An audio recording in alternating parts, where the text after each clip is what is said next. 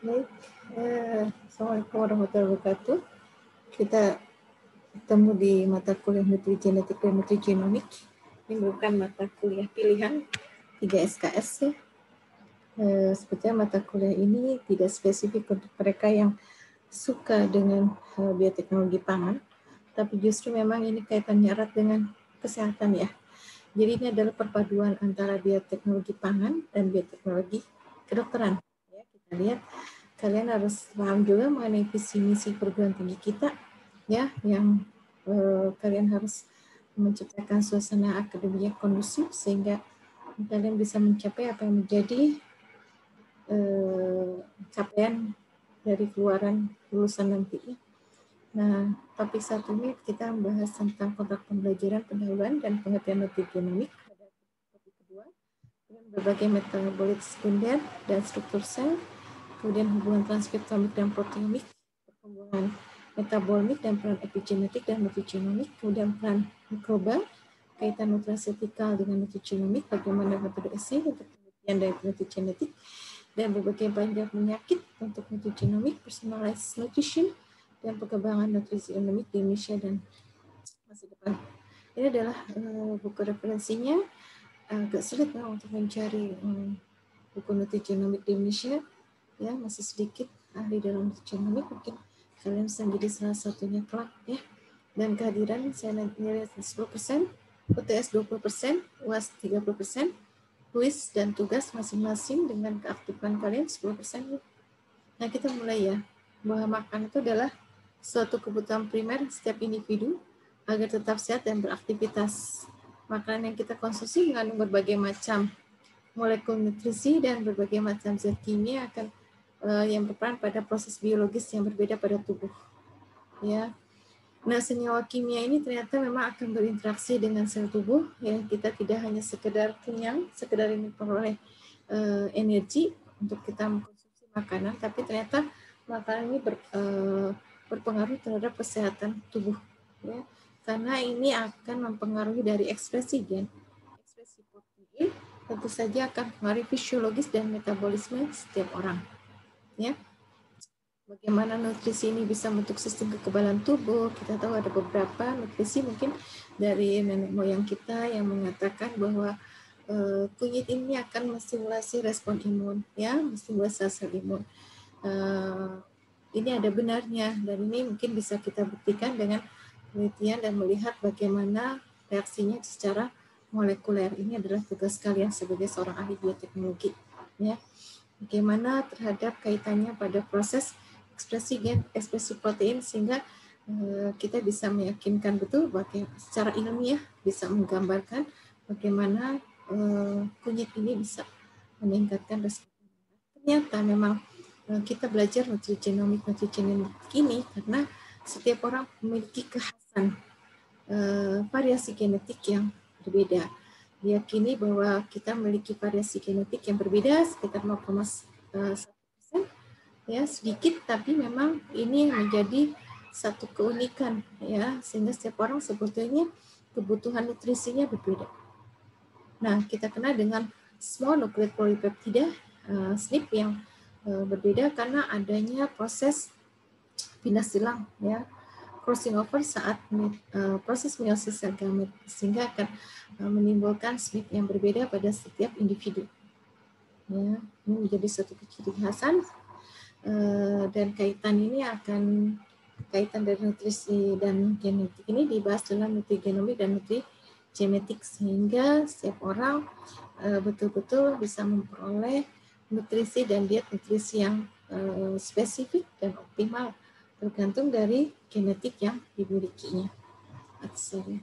Nah, pengertian nutrigenomik itu sendiri adalah bahwa makanan yang kita konsumsi ternyata bisa mempengaruhi pola ekspresi gen kita, ya, dan demikian juga struktur genetik yang kita miliki otomatis akan memberikan satu adaptasi terhadap makanan yang bisa kita konsumsi. Setiap orang tidak bisa memiliki adaptasi diet makanan yang sama, ya, meskipun memiliki penampakan secara ekspresi, secara morfologi sama, tapi menderita misalnya penyakit diabetes yang sama, ya, kelihatan secara fisiknya sama, tapi kita tidak tahu gen-gen yang dimilikinya, sehingga perlakuan nutrisinya berbeda sebetulnya ya. Sehingga bidang nutrigenomik ini harus terus dikembangkan, harus terus diteliti, dan ini menjadi satu hal yang menarik, menjadi satu bisa menjadi satu layanan pada masyarakat ya. Dengan pemeriksaan whole genome seseorang, kita bisa melihat bagaimana sebetulnya step-step yang dimiliki, kita bisa memberikan konsultasi diet yang tepat.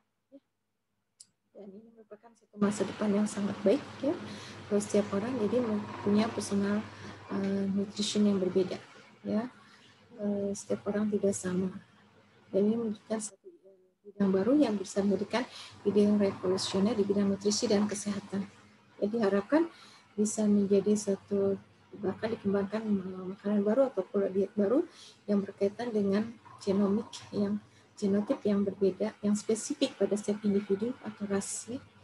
Nah, tentu saja ini akan berkaitan dengan teknologi omik, ya, genomik, proteomik, metabolomik, yang ini harus terus kita teliti, ya, secara baik secara in vivo maupun secara in vitro. Bisa kita gunakan stem cell terlebih dahulu, atau kita bisa dengan in silico ya, dengan bioinformatika, sehingga ini akan sangat membantu ketika kita akan memulai penelitian secara in vitro atau in vivo ya.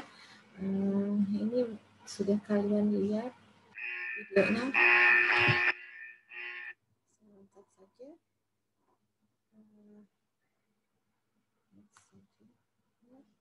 Juga saya pernah perlihatkan pada kalian bagaimana kondisi usus seseorang ketika, karena kalau di mati sini nanti khawatir tidak cukup ya. Nah, bagaimana kondisi usus seseorang ketika punya pola makan yang salah ya.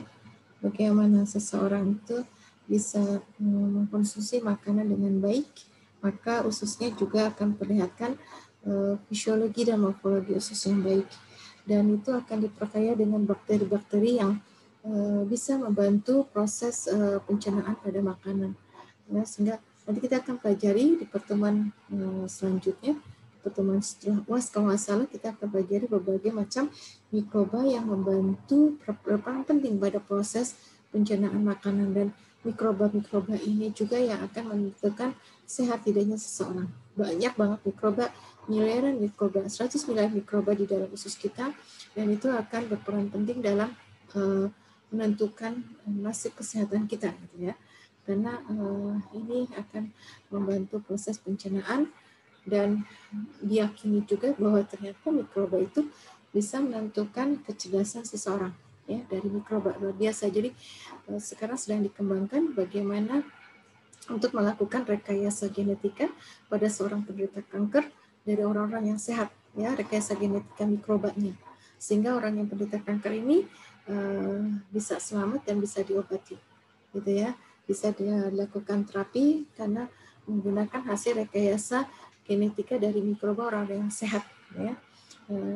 Dalam beberapa buku bahwa memang hidup pola sehat, makanan yang sehat itu bisa memperpanjang usia seseorang ya. Kita lihat orang Jepang dengan pola makan yang baik ya, mengkonsumsi ikan, sayuran, buah-buahan, ternyata ususnya bagus ya dibandingkan dengan ususnya orang Amerika. Dalam bukunya Hiromisinya menggambarkan bagaimana ususnya orang Amerika yang sangat bau dan busuk karena seringnya mengkonsumsi makanan-makanan yang siap saji dan banyak mengkonsumsi daging-dagingan dibandingkan dengan sayuran dan buah-buahan, dibandingkan dengan ususnya orang Jepang yang sangat bersih sekali karena lebih suka mengkonsumsi sayuran, buah-buahan, dan juga ikan ya. Jadi pola hidupnya lebih bersih, lebih sehat ya, tidak sembarangan mengkonsumsi makanan-makanan yang junk food ya. Mereka lebih terjaga gitu. Sehingga banyak sekali orang Jepang yang usianya itu lebih panjang ya dibandingkan orang-orang Amerika, dan banyak sekali data-data fakta kesehatan di Amerika yang menunjukkan bahwa banyak mereka yang menderita kanker prostat kemudian kanker usus, kanker kolon yang sulit sekali kalau sudah menderita kanker kolon itu sulit sekali untuk disembuhkan ya. Ya mungkin satu-satunya adalah dengan cara memotong ususnya gitu ya, karena sulit sekali kalau sudah kanker usus. Kanker kolon ini belum ada untuk terapinya lebih optimal lagi ya. Itu mungkin dari saya. Terima kasih. Assalamualaikum warahmatullahi wabarakatuh.